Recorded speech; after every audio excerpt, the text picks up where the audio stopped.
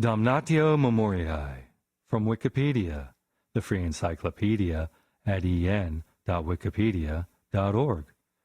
Damnatio memoriae is a modern Latin phrase meaning condemnation of memory, indicating that a person is to be excluded from official accounts.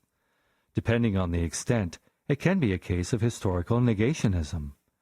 There are and have been many routes to damnatio memoriae, including the destruction of depictions, the removal of names from inscriptions and documents, and even large-scale rewritings of history. The term can be applied to other instances of official scrubbing. In history, the practice is seen as long ago as the aftermath of the reign of the Egyptian pharaohs Akhenaten in the 14th century B.C. and Hatshepsut in the 15th century B.C. Image: the Severan Tondo, circa 199 CE Tondo, of the Severan family, with portraits of Septimius Severus, Julia Domna, and their sons, Caracalla and Geta. The face of one of Severus's and Julia's sons has been erased. It may be Geta's, as a result of the damnatio memoriae ordered by his brother Caracalla after Geta's death. Contents. The article has 8 main sections. 1. Etymology. 2. Ancient world. 3. Middle Ages. 4. Modern usage. 5. Analysis. 6. See also. 7. References. 8. External links. Section 1. Etymology. Although the term damnatio memoriae is Latin, the phrase was not used by the ancient Romans and first appeared in a thesis written in Germany in 1689. Section 2. Ancient world. Today's best-known examples of damnatio memoriae from antiquity concern chiseling stone inscriptions or deliberately omitting certain information from them. Image: damnatio memoriae of Commodus on an inscription in the Museum of Roman History, Osterburken. The abbreviation CO was later restored with paint. Ancient Mesopotamia. According to Stefan Zawadzki, the oldest known examples of such practices come from around 2000 to 3000 BC. He cites the example of Lagash, an ancient city-state founded by the Sumerians in southern Mesopotamia, where preserved inscriptions concerning a conflict with another city-state, Umma, do not mention the ruler of Umma, but describe him as, quote, the man of Umma, unquote, which Zawadzki sees as an example of deliberate degradation of the ruler of Umma to the role of an unworthy person whose name and position in history the rulers of Lagash did not want to record for posterity. Ancient Egypt. Egyptians also practiced this, as seen in relics from Pharaoh Akhenaten's tomb and elsewhere. Akhenaten's sole worship of the god Aten, instead of the many gods prior to the time, was considered heretical. During his reign, Akhenaten endeavored to have all references to the god Amun chipped away and removed. After his reign, temples to the Aten were dismantled, and the stones reused to create other temples. Images of Akhenaten had their faces chipped away, and images and references to Amun reappeared. The people blamed their misfortunes on Akhenaten's shift of worship to Atenism, away from the gods they served before him. Image: coffin believed to belong to Akhenaten, found in tomb KV55. Note the typical obliteration of the face. Another Egyptian victim of this practice was Pharaoh I. The campaign of damnatio memoriae against Akhenaten and Is was initiated by the latter's successor, Horemheb, who decided to erase from history all pharaohs associated with the unpopular Amarna period. This process was continued by Horemheb's successors. Ancient Greece. The practice was known in ancient Greece. Another example of damnatio memoriae as punishment in ancient Greece was the one meted out by the peoples of Ephesus after Herostratus set fire to the Temple of Artemis, one of the 7 wonders of antiquity. Felons would be erased from history for the crimes they had committed. Ancient Rome. Image: deleted mention of Geta in an inscription after his damnatio memoriae, Museo Archeologico Nazionale di Cagliari.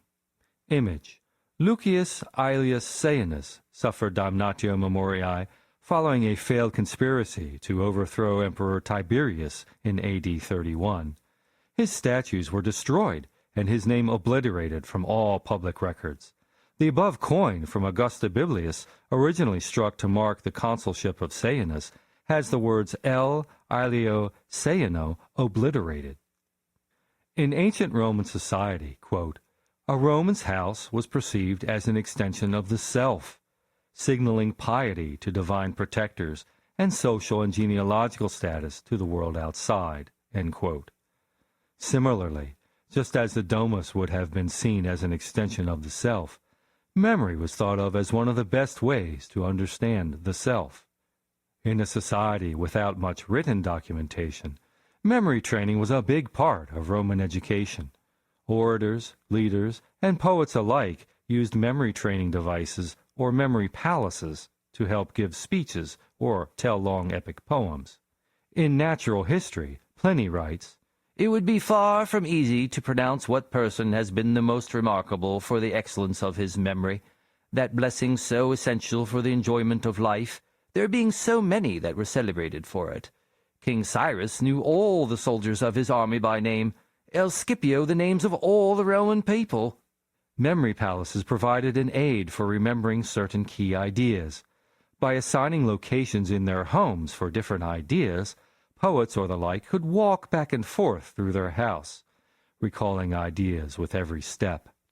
Memory training often involved assigning ideas to wall paintings, floor mosaics, and sculptures that adorned many ancient Roman homes.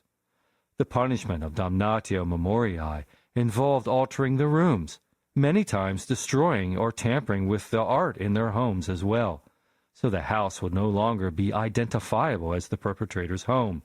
This would, in turn, erase the perpetrator's very existence.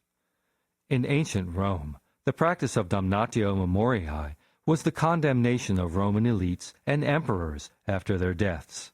If the Senate or later emperor did not like the acts of an individual, they could have his property seized, his name erased, and his statues reworked.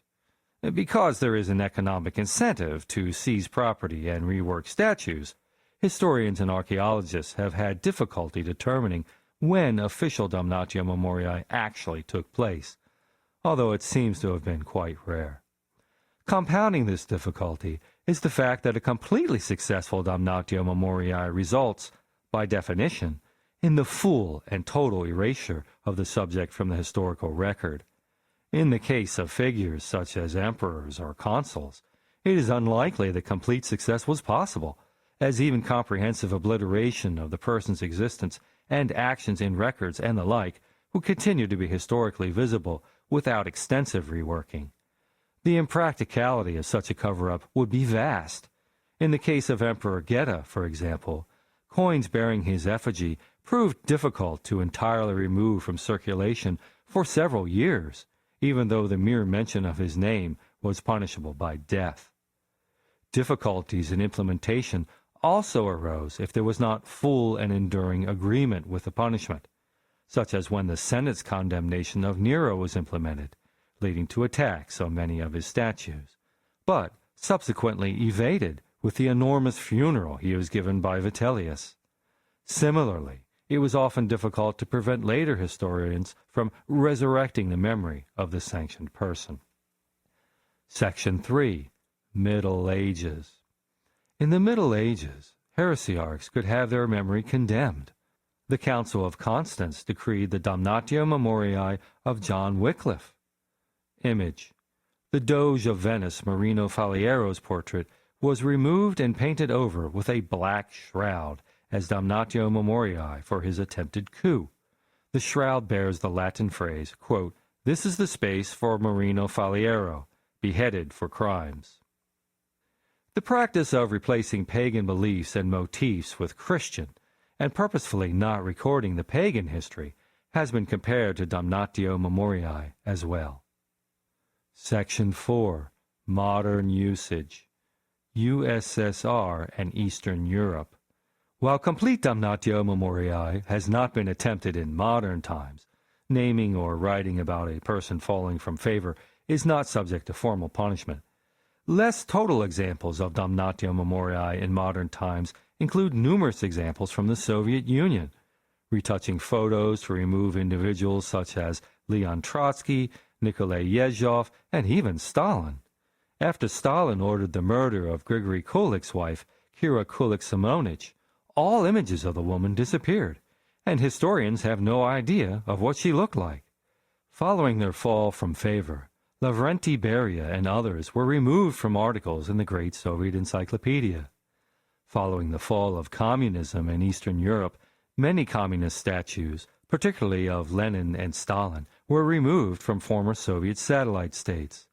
Following a 2015 decision, Ukraine successfully dismantled all 1,320 statues of Lenin after its independence, as well as renaming roads and structures named under Soviet authority.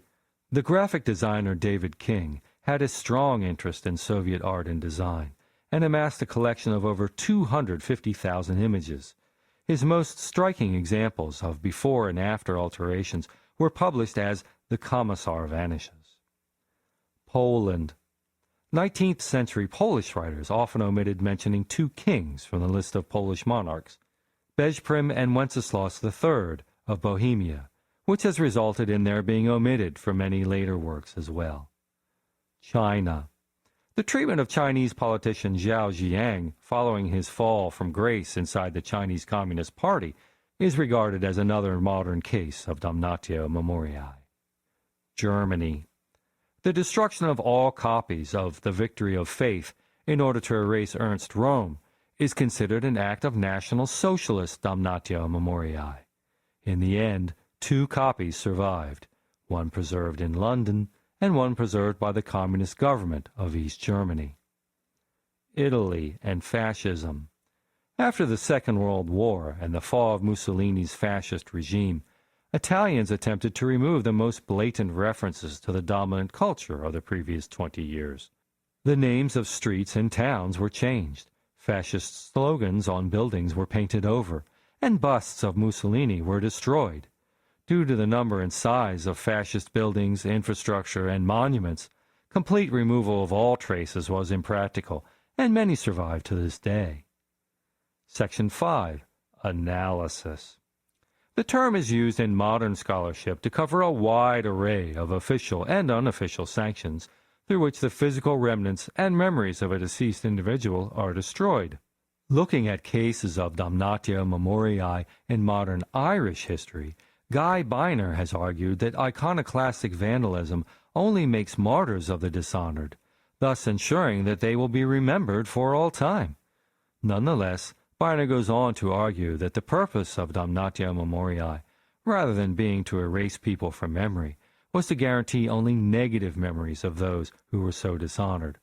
Pointing out that damnatio memoriae did not erase people from history, but in effect kept their memory alive, Biner concluded that those who partake in the destruction of a monument should be considered agents of memory. Author Charles Hedrick proposes that a distinction be made between damnatio memoriae, the condemnation of a deceased person, and abolitio memoriae, the actual erasure of another from historical texts. Section 6. See also Alan Smithy, Anathema, Cancel Culture, Censorship in Italy, Censorship in North Korea, Censorship of Images in the Soviet Union, Crisis of the Roman Republic, List of Tombs of Anti-Popes, Memory Hole, 1984, Orwell's 1949 novel, Non-Person, Persona non grata, Denazification, Debathification, Decommunization, Destalinization, Historical Negationism, Historical Revisionism, Iconoclasm, Execration Texts, Forced Disappearance, List of Condemned Roman Emperors, Proscription, Shunning, Slighting, Yimak Shimo. Section 7. References. 29 references are listed. Section 8. External links. Media related to damnatio memoriae at Wikimedia Commons. Damnatio memoriae at livius.org. This sound file and all text in the article are licensed under the Creative Commons Attribution Share-alike 3.0 unported license, available at creativecommons.org/licenses/by-sa/3.0